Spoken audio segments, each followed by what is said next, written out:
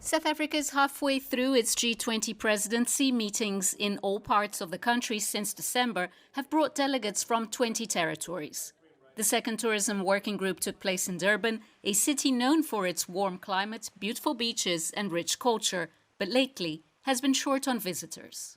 It comes in handy at a time that the city of Durban is trying to resuscitate itself, especially after the COVID-19 pandemic, as well as the recent floods that the city has suffered.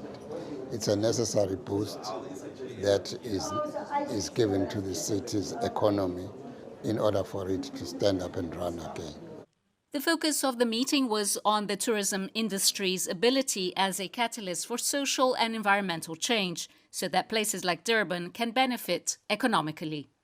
Climate change will have a huge say on how people travel, so will affordability and ease of getting around.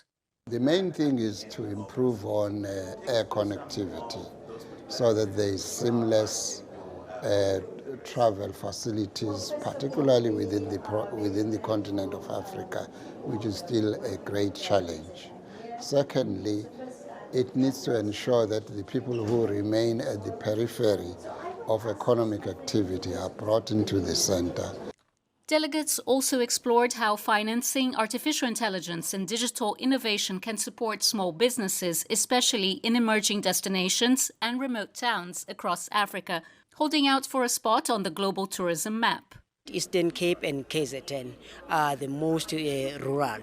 So the G20 means a lot to us, and it has a huge impact in terms of what it wants to achieve. We're looking at bringing more tourists into our Eastern Cape because we've got a rich history, we've got a rich heritage, we've got beautiful architecture that is there that we can provide to these different countries.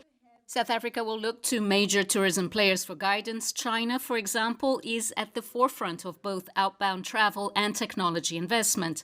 The talks offer a chance to strengthen cooperation, not just to realize the G20 vision, but also strengthen business with BRICS partners and others. What we have made sure now is that all our BRICS partners, including India and China, that they have now got access to the same visa requirements to visit South Africa. So that in itself opened up a big market for us as South Africa, bringing in more tourists from China and bringing in more tourists from India. South Africa, the first African nation to host the G20, is not looking to reinvent the wheel, but more to draw on tried and tested methods from G20 member states as the world moves towards smarter, greener travel. Africa has plenty to offer with its vast landscapes and magnificent beauty, which remain relatively underexplored.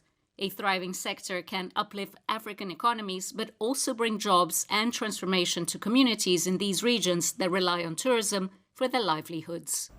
CGTN, South Africa.